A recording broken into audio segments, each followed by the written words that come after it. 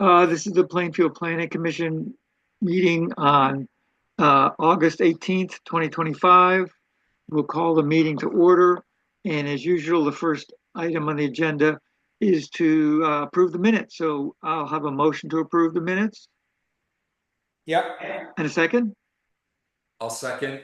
Any discussion on the minutes? Okay, No. all those in favor? Aye. Minutes are approved. I may try that one of those Otter transcribers or Gemini summary things for a minute at some point. As the minutes get more complicated, it takes more time. So I might try that. We'll see how it goes. I probably won't do it this one because it's probably going to be a simple meeting. Yeah. So just before we get into the discussion about the subdivision, I want to just bring you up to date on some of the things that have been happening in regards to Goddard. And one of them is Karen and I met with Mike Davidson and Sandy Vitson, who's been helping Mike with the permits because Goddard was having trouble filling them out, making the commitments, and just getting the information to Karen. So we met in that room last week, and Karen just wanted the basic information. You know, we gave Goddard the Lister's site plan, which located all the buildings and the distance from the roads, their sizes, their locations. And now they have the 911 numbers. So we gave them all that information, and all they really had to do was fill out what their intended uses were. So we went through this whole list of what the buildings are, what the uses are. And so there'll be a permit listing all the all the permitted uses, like the residences, anything that's permitted. And then we're going to list all the conditional uses. We'll do one DRB hearing, and bingo, they'll have all their permits in place. And if they change a use, then they'll just have to either change that permitted use or change the conditional use the same way everyone else in town, everyone else in the village district goes through that process. So that's kind of what we discussed. We got the program underway. We got the information that Karen needs, and so all that was done.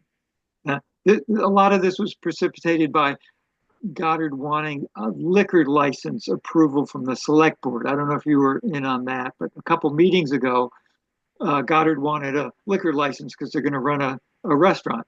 And the select board didn't want to approve it because Karen had written an email saying, we don't have all the information on all the permitting. We haven't had any communication. And so they put it off. And then, so I got in touch with Mike. I said, we got to get this underway, yada, yada, yada. So it's underway. The select board approved the liquor license. That's not the last straw. They have to go before the liquor control board, which only meets once a month. They're going to meet in September. They'll probably approve the liquor license. So you can go have a beer at Goddard if you want after summer in September. Wow.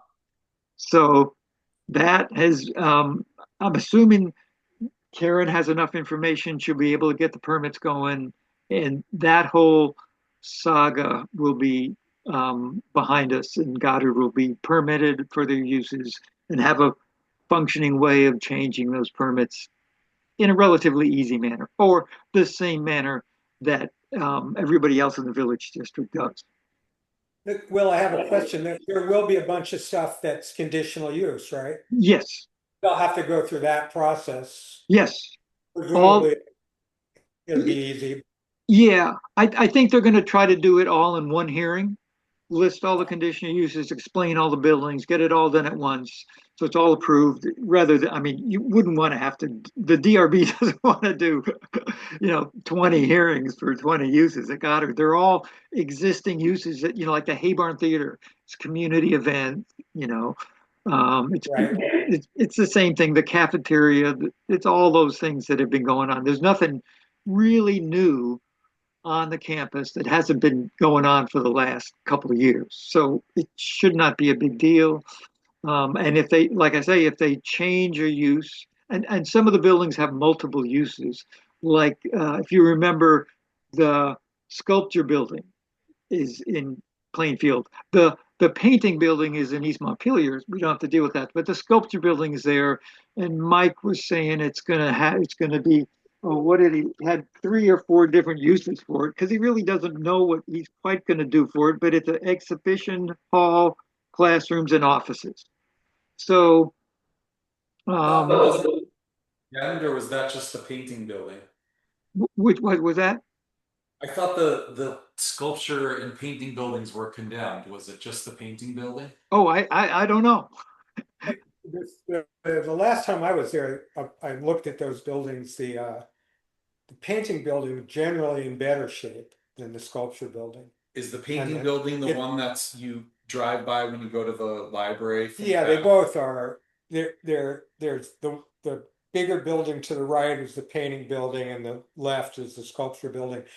I think the area that maybe you're talking about was that there had been a bridge Oh, really? between the two buildings, kind of a funny floating bridge, and that uh, there was an attempt to fix it maybe 10 years ago, but they didn't follow through. Goddard didn't follow through with it, and that was in dangerous shape. So that may have been what was condemned. I don't know. But the sculpture building also was in pretty bad shape.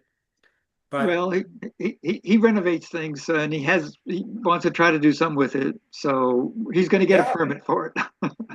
more power to him. Yeah, and he's got to get all the, all the other life safety, public building permits. Also, I mean, he's got to do all that. Presumably, he knows there was a. I told Sabrina Brown there was a Black River Design or John Rahill did a very thorough, guess you'd call it a renovation plan, worked with Life Services. It was was like I think it started at 2.5 million and went up from there. Plan, but pretty detailed and out of date now. I guess maybe it was 2015 or something, but there's a whole plan but probably not for what he wants to do, but Pretty much be useful. Sure, a public building is a public building. It's just a matter Yeah. of occupancy and somewhat use. But if he's going to fill up the hay barn with people for a concert, he's got to. And I think that's probably been done, because they couldn't be doing what they're doing now. We couldn't have had that Plainfield Forward meeting, without some of those requirements. So that's underway. The other thing that's involved with Goddard is that we talked about the neighborhood development area being inclusive of all of the campus, contingent on the wastewater commission approving servicing areas beyond the 200-foot mandatory hookup. And so the wastewater commission had that meeting, and they approved the servicing the entire property beyond the 200-foot mandatory limit up to the capacity that Goddard is allowed. And so that is going to be submitted to the people who approve the neighborhood development area sometime in September. Also at that meeting, the wastewater commission wanted to get a sense of what Goddard is using for wastewater, what their occupancy use will be, because when they had 800 students living on the campus, they were using a lot more than they are now. And then they went down to a lot less than they were. So the last 10 years, the usage was really minimal. So now they're back up. Apparently they have their own water system, so that's not an issue, but they want to estimate what they have 20% of the capacity of the plant. So if the plant is rated for 140,000 gallons a day, the effective use is 100,000 gallons a day. Goddard has 20,000 gallons of that, because they were part of the construction and the loan of the original plant. So the wastewater commission wants to figure out really where that capacity is, how much of it's they're going to use, and then how much more of it, or how much up to it, do they anticipate using in X number of years. So if they're using 5,000 gallons now, they might go up to 10, 15,000 gallons in 5 years. Will they ever get to that another 20? Will they ever have 800 people living in that continuously? That's not happening right away. But does that count? Those numbers count Northwood? Yes. So, okay. So, but Northwood is somewhat fixed because all those apartments are used, Right. and yeah. So anyway, that's another piece of homework that the creative campus needs to sit down and figure out. Are they counting on using the old water? Uh, uh, they were really holding ponds up on Walter Smith's property. Is that what You they're know, I don't know the details of their water system. okay? All I know is the wastewater guys are saying they have the separate water system, so they're not so concerned about that. And they're also not concerned, since it's self-contained, they can run water wherever they want, they can do whatever they want. It's the wastewater system that they want to manage and see where it's going to hook on. And part of this is also they never really located all the service mains really in an up-to-date survey, so they're digitizing all the manholes, so they know where all the main lines are on the campus. So that's an update they're going to do. So so those two things are in progress.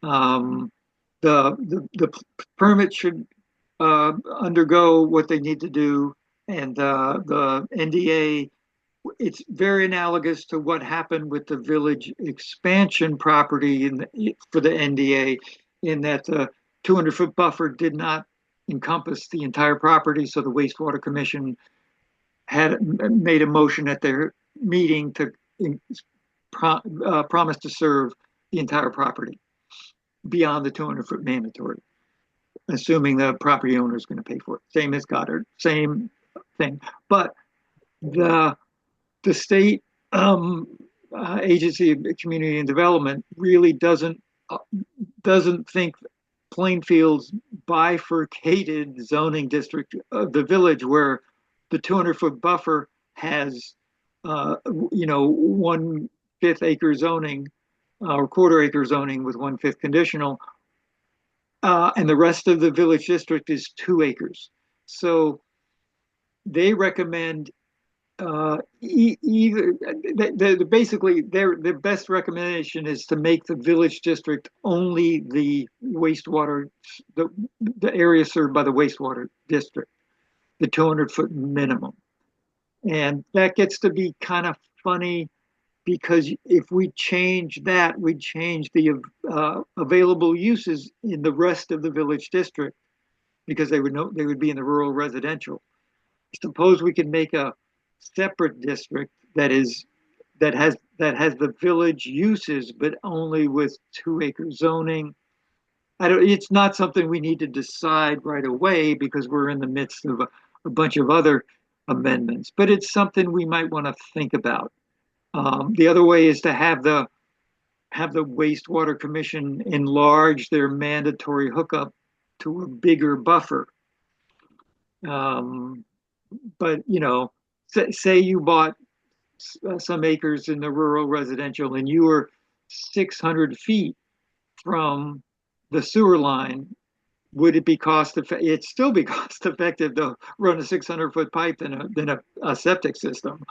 But that's something we should look at one point, is how to manage that better than the way we do now.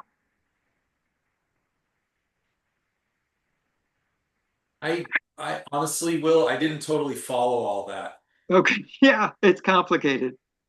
Are you, what is the issue that would run into a problem with it?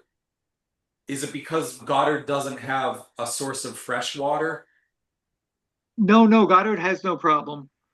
It's Um, strictly about the proximity to the wastewater hookups. right.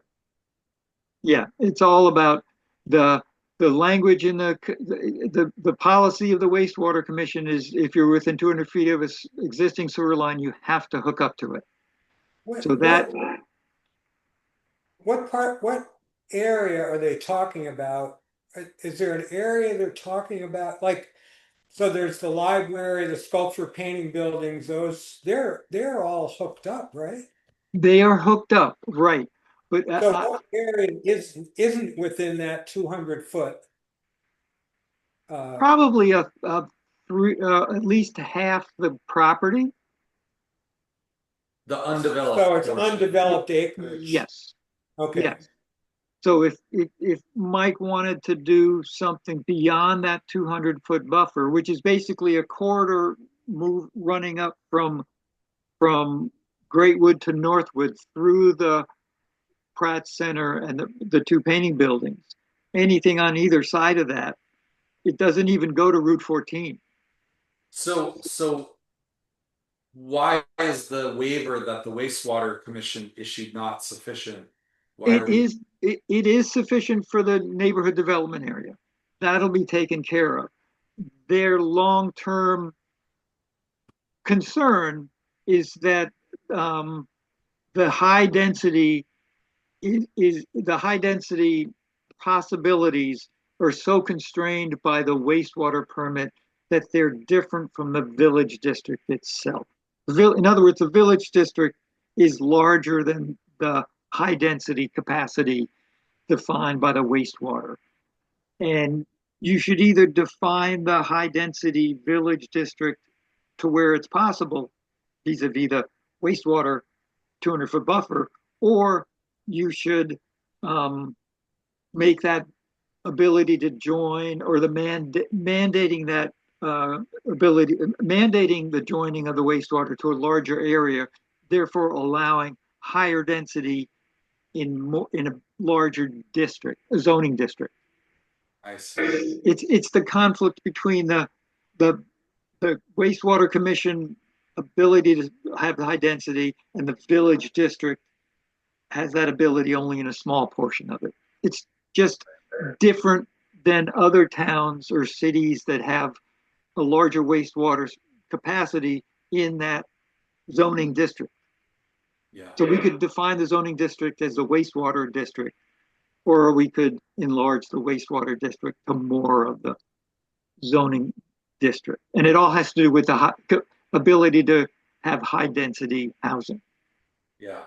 It's nothing we need to like really worry about right away, but it is their suggestion. It's different in than other towns. Yeah.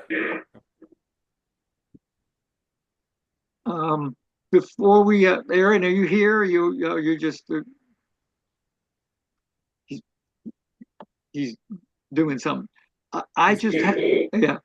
I had a question about the Jesse about the Bearish subdivision. Yeah. You sat through that portion of the DRB hearing. Yeah. What was your take on that? Hey guys. There you go. Oh, yeah. Oh, he's here in person. He's got Hang to up. turn his phone off. I know. Hello. Sorry.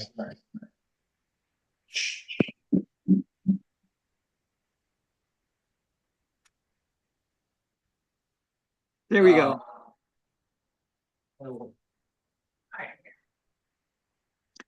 Well, I mean, I did think it was an interesting case around our conversation about subdivision applicants, because in this case, the applicant is the estate. It's the estate of the deceased owner. And so the lawyer who works for the firm that oversees the estate is really the one who is applying for this permit. And in order to sort of like fulfill the intent of the will. And until they can do that, they can't like settle the estate. So it's kind of an interesting case. And it was really challenging the ability for Janice Walraven to sort of keep the conversation focused on the things that were, relevant to the DRB. Right. It's a fairly complex conversation going on between two of the inheritors of parts of the property. And it sounds like we need to get a ruling from the probate court in order for the DRB to really act on it. And until then, there's not a lot for us to really do about it. So Right. I think we Right. put it on the schedule for October. Right. I got a letter. I don't know if you got the letter. You probably should at some point. A letter from Mark to Karen, basically explaining his point of view, and it really just comes down to even if the probate court favors Janet's right of way, and the DRB rules that right of way needs to be in the subdivision for the subdivision to go forward, Mark might take it to environmental court. I'm going to talk with Jan. And so the DRB needs to be pretty careful in how it constructs any ruling. Yeah. Because, and even Mark says it'll cost the town a lot of money. It costs the estate a lot of money. It'll take forever. But I think he'd do it. So this sounds like potentially a good example of why the clause we were talking about that Marshfield has that might be proposed to add to Plainfield's, which is if the DRB needs legal advice, that the applicant pays for the lawyer. In this case, I don't think they're adversaries in court, so I don't think the applicants. Well, if they were to challenge, if the DRB has trouble, if it's hard for the DRB to construct a ruling that's it seems legally sound. Yeah. It just seems like I'm not saying they definitely would need it, but it might be an instance where having that kind of clause would make life easier for the DRB. It would. I don't know if the applicant would be willing to cough over the bill to get better legal advice than he's getting on his end, but it'd be an interesting thing to try for sure. So yeah, it's the point I was trying to get to is the DRB has to be pretty careful in how it's constructing any decision when there's jeopardy of appeal. And from listening to Mark, there's no end of the amount of stress he will go out of spite.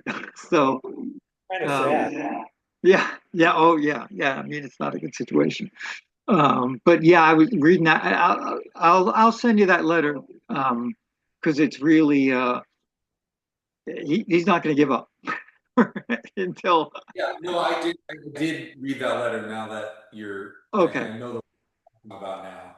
Okay. And again, it's really hard to parse what parts of that are material to the DRB and what parts are not material to it. But I get that just what you're seeing, that he's not looking to back down from this. Well, the other thing is his case is that the parcel has 300 feet of road frontage, just has access. He also quotes previous hearings where Jenna said, it's not a landlocked parcel because it has access. And so the ruling of the DRB is going to resolve around that the access from the 300 feet non-right of way goes through wetlands. And it's the DRB's position that it wants to protect the wetlands and therefore has to have the right of way through non-wetlands, which is the only way in is from the right of way off the driveway. So does that mean is then requiring him to allow that as a right of way? Right, right. But the the it's explicit that it has 300 feet road frontage, which Mark is going to say is the only requirement of the subdivision regulations.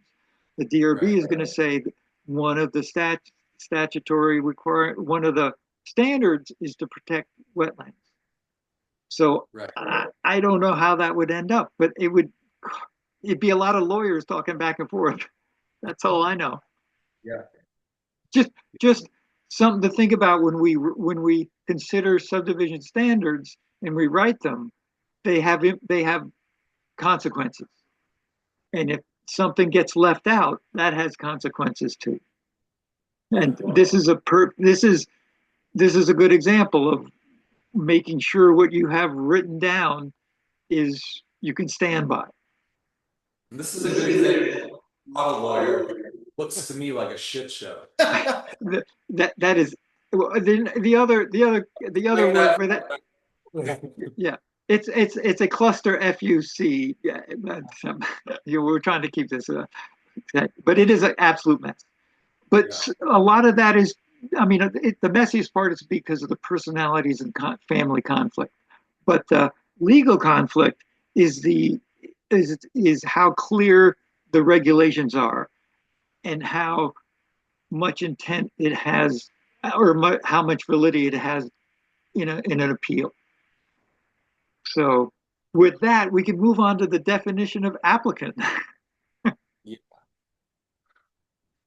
I honestly think about this. Or do you want to segue to that conversation? No, go ahead, say what you want. I mean, that sort of leads us into, I mean, that was the agenda item we were finally going to get to after all this other business. But go ahead and say what you were thinking. Well, as I was thinking about it after the last conversation, I missed a meeting, but the one prior, and if I missed important conversations, let me know. But it seems to me that it seems hard to define out the possibility of entities like legal entities that are not what we conventionally think of as people. I mean, it seems like that's a standard, and that's something that it sounds like the Central Vermont Regional Planning Commission applies that definition. Many of the other regulations do, and it seems to me that maybe what we're really trying to address is the ability to ask for the presence of an individual to attend a meeting.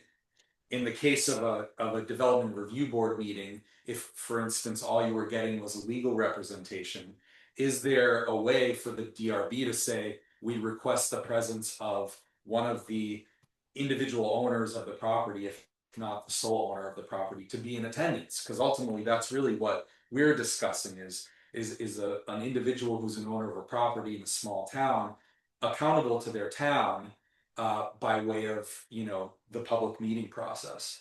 And I don't know how you could do that. I don't know maybe it's, you could always ask. Yeah, we talked about it a little bit, and we talked about, well, what word would you use? You could use the word request. That might not be legally looked at as a mandate. Right. I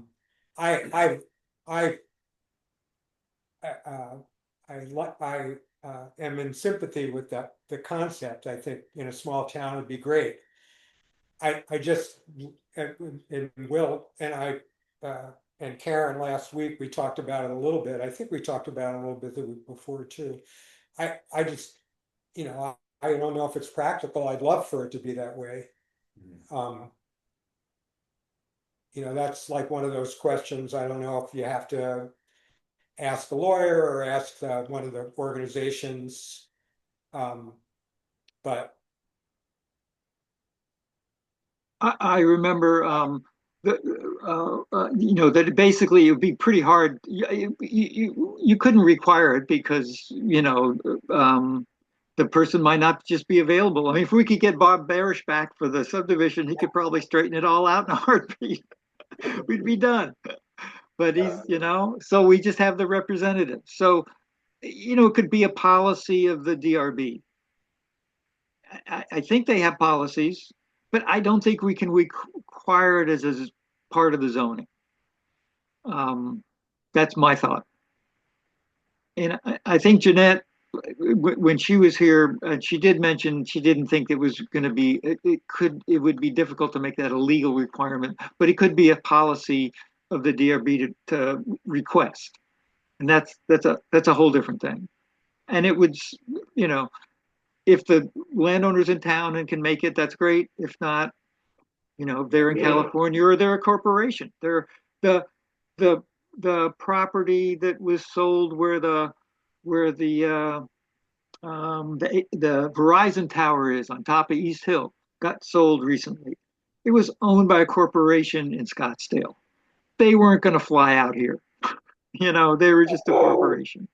Yeah, we did talk about, it could be a Zoom thing too. It's not like, Yeah, but you wouldn't get what you're asking for of a small town thing. You'd have a guy in a suit in Scottsdale.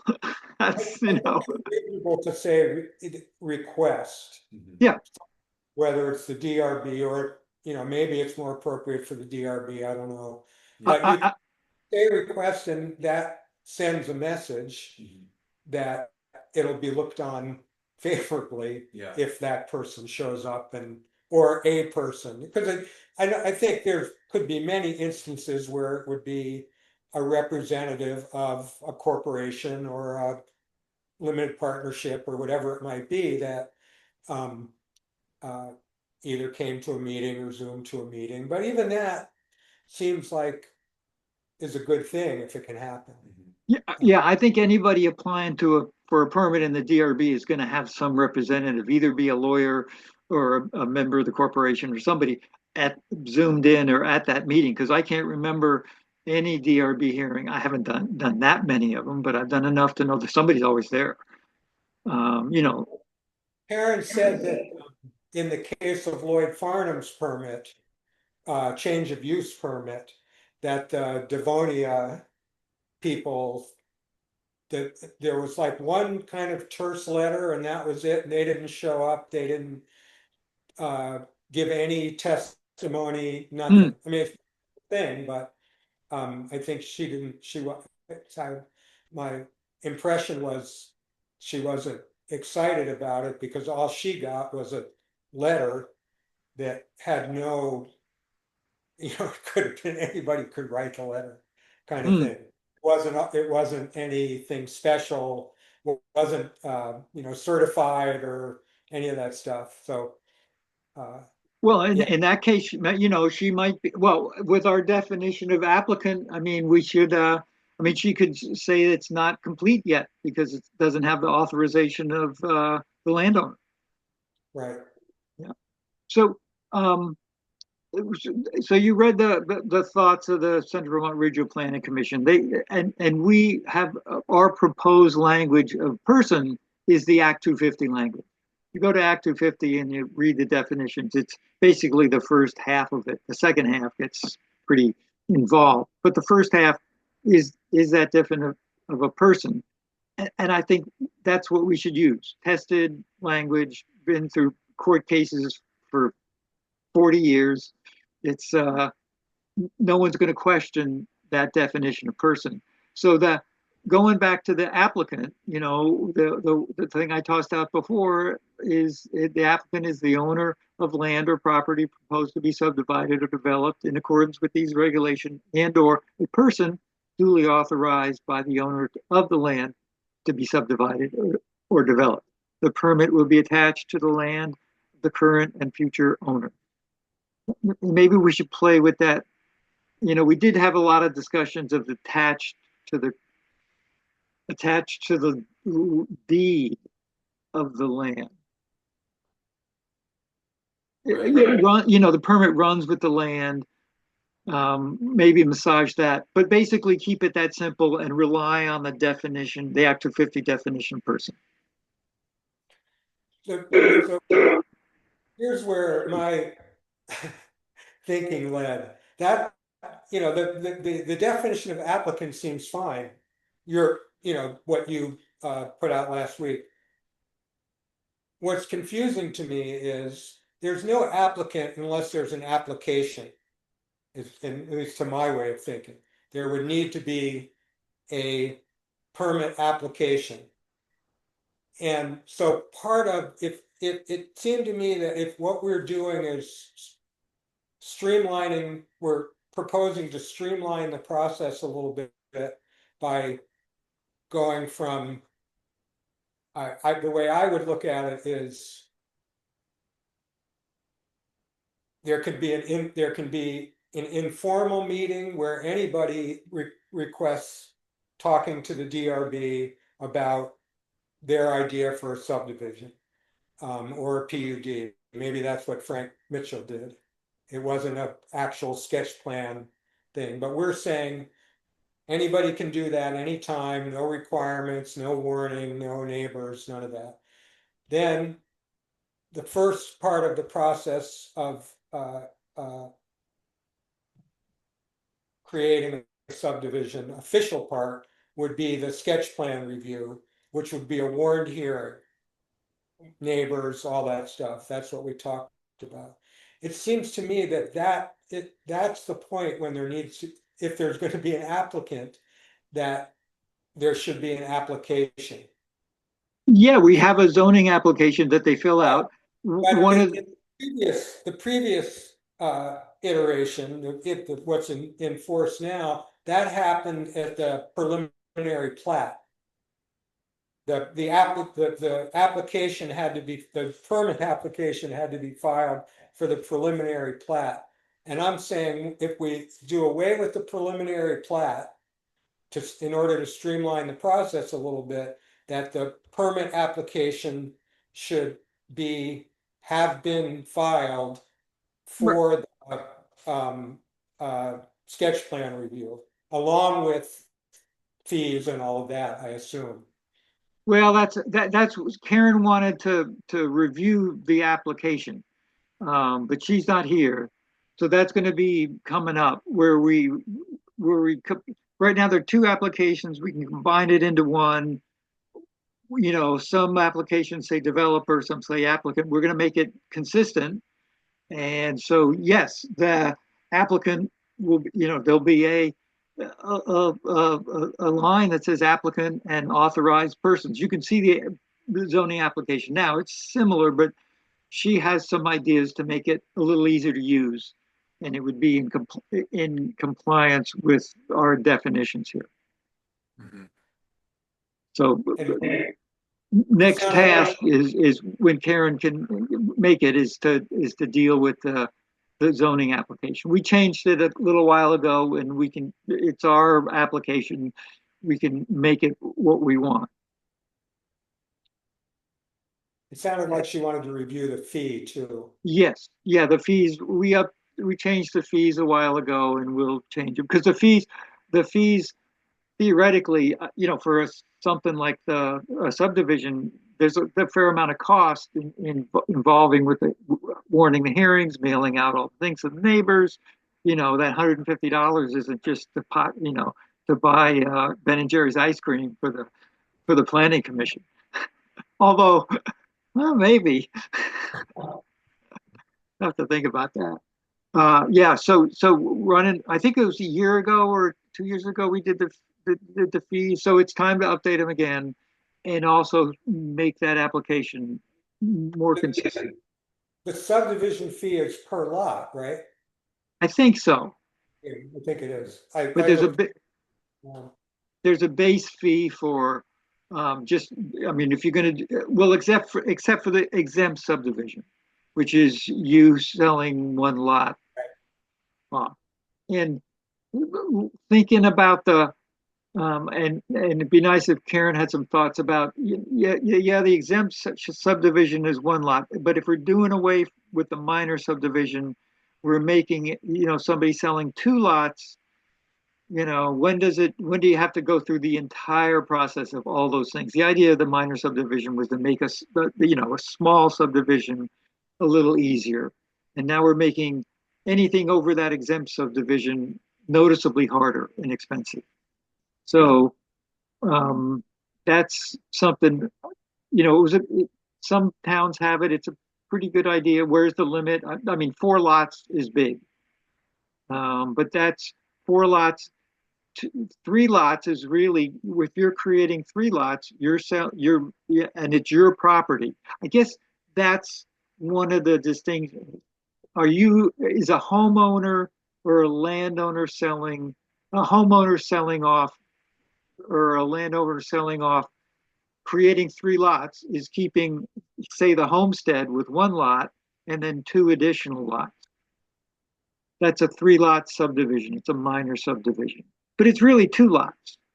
But you're keeping your original house as the 3rd lot. I haven't really looked in it that deeply, but it was a sort of a courtesy for the farmer selling off for his 2 kids without having to do all this stuff. And Karen would know better how many of those there are. We have the 1 lot subdivision. So does it make sense to have a 2 lot subdivision exempt? I'm just throwing that out there as a potential. It's confusing, but like I say, the idea was Farmer Dave down the road wants to sell land to his 2 kids, and he just wants to sell them the wet cedar swamps because he doesn't like one and he gives the other one the nice land. They argue about it forever, but make it a little easier. And I don't know if that's worth doing, or life has to be just that complicated to begin, or even one. So I'll toss that out there. So what was it? What was else on the agenda? I had one more item: the subdivision and the applicant. I think that was it. I don't have it in front of me at the moment. Do you have it, Jesse? We don't have to talk about it now. There was a thing in the Marshfield subdivision definitions that described a little bit about the relationship between a PUD and a subdivision. Did we talk? I don't know if we talked about it or not. No, I don't think so. Go ahead and bring it up for sure. I could, if you give me 1 minute, I'll find it. I got Marshfield's. It's right at the definitions. Okay, and it's PUD.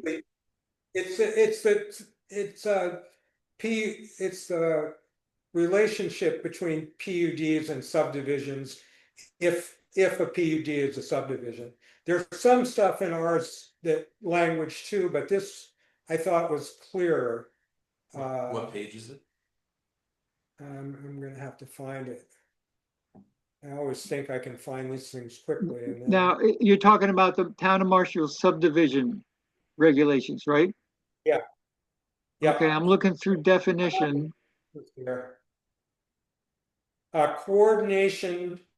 It's page 3 of the subdivision regs, 1100. I got it. Of the coordination with plan unit development review.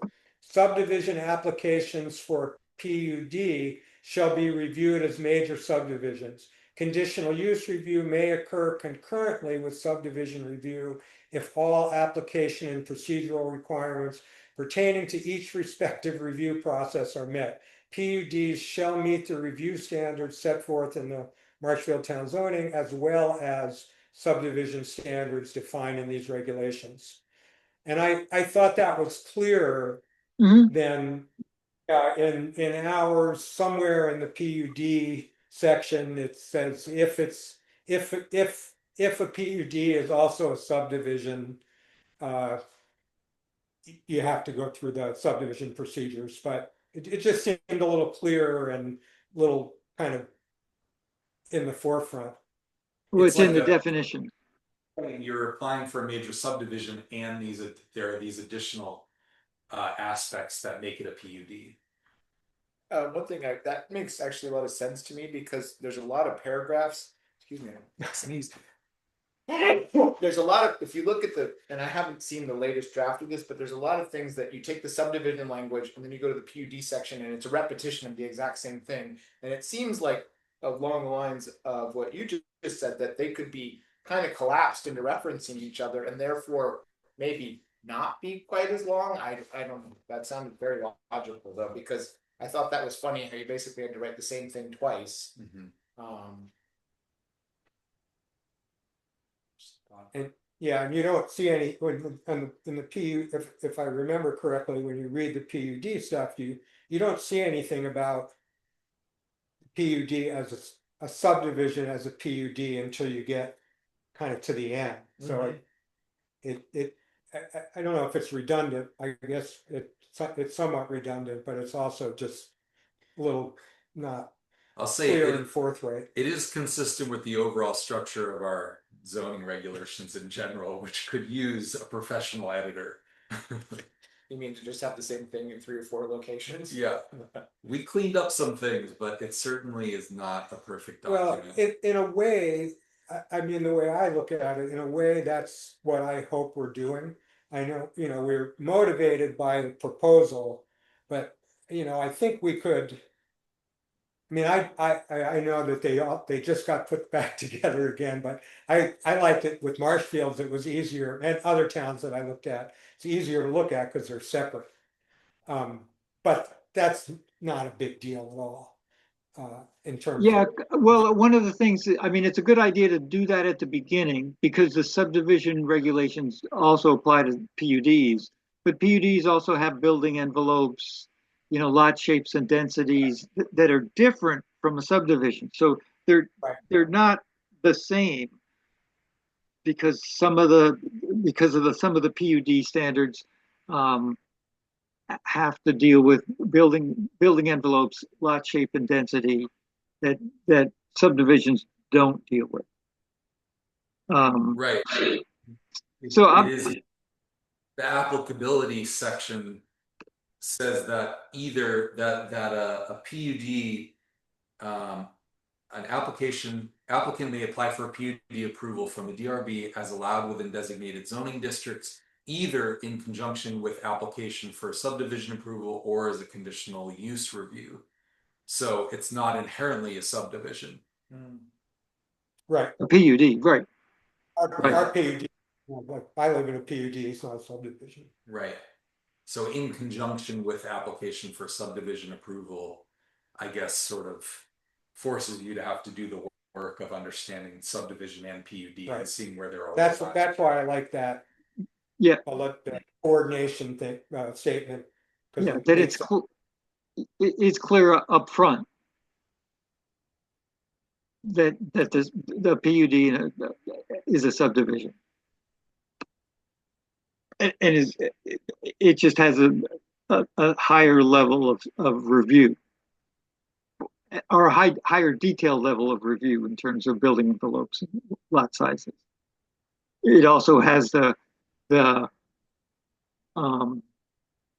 we'd have to look at it a little more carefully, but the PUD gets into buffer zones more than the subdivision regulations do. Hmm. Maybe I'll put both into ChatGPT and see what they tell me. See what it tells me. Yeah. No, really, it's good at that. One of the Yeah. few things it's good at. Yeah.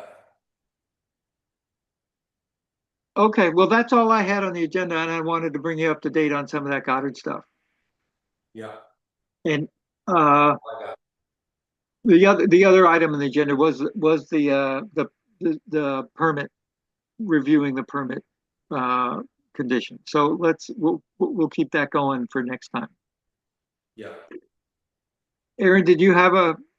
I just wanted to hear where things were at on the subdevelopment and PUD language updates. I hadn't heard anything. I knew that was in process for some time, and I didn't know sort of what the latest and greatest was.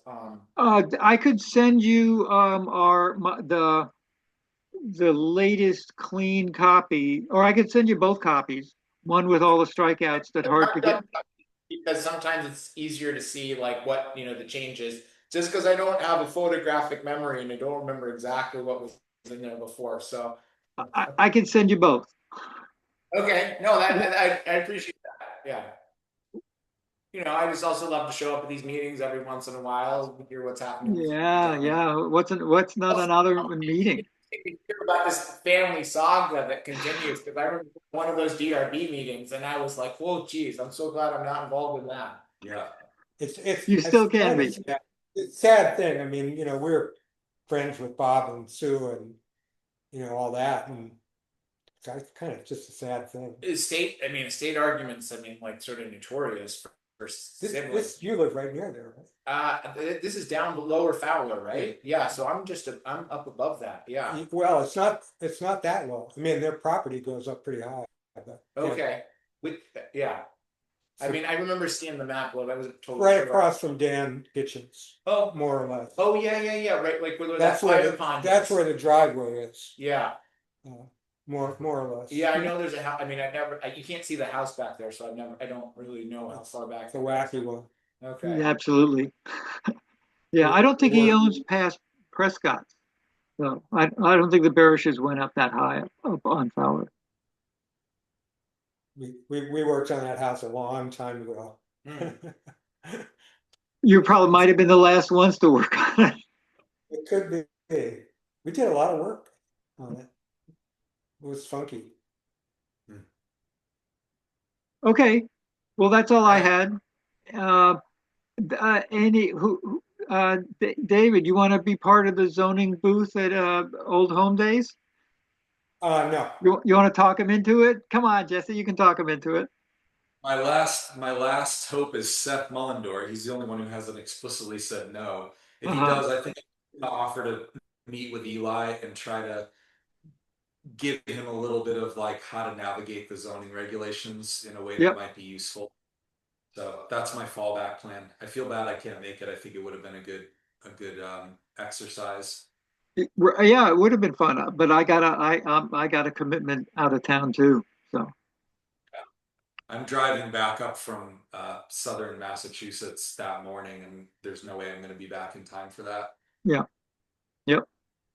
Well, maybe we can talk Karen into it. Probably not. Oh, She'd be appropriate. No. I mean, in he's terms got a of lot on the plate. talking about permitting. Yeah. She's We can barely keep her in her role, let alone. Yeah, she's got an awful lot to deal with. I thought she resigned like 2 years ago or She something. keeps trying. Yeah. She keeps trying. Yeah, yeah. You know anybody who wants to be a zoning administrator? Send her my way. Yeah. Get approval to make those billable hours or something though, at least, so maybe that might make it a little more interesting. Yeah. She gets paid. She gets a stipend. She gets money. It's not a volunteer. So, if there'd be more hours for going to the old home for the housing fair, but I don't know if that makes it interesting. You have to get it on the select board agenda. You would think that kind of thing could be approvable at a lower level, where it's just like you got I don't know, whoever she reports to. I don't know. Yeah. Does she report directly to SB or does she report to this commission? The select board, because she's a town employee.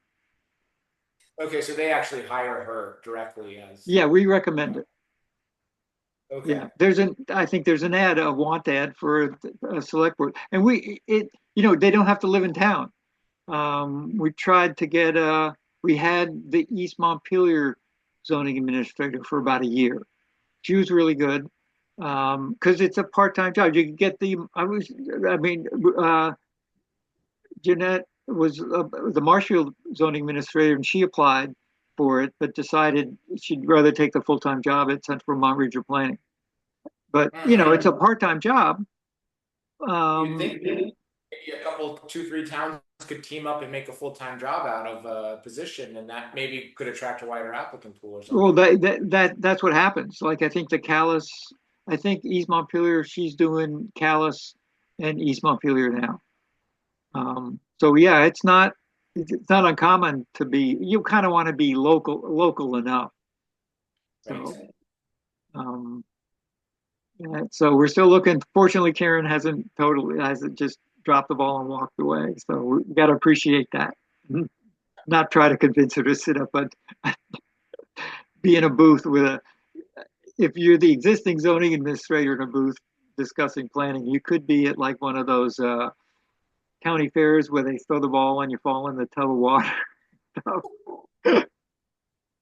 You could be a target.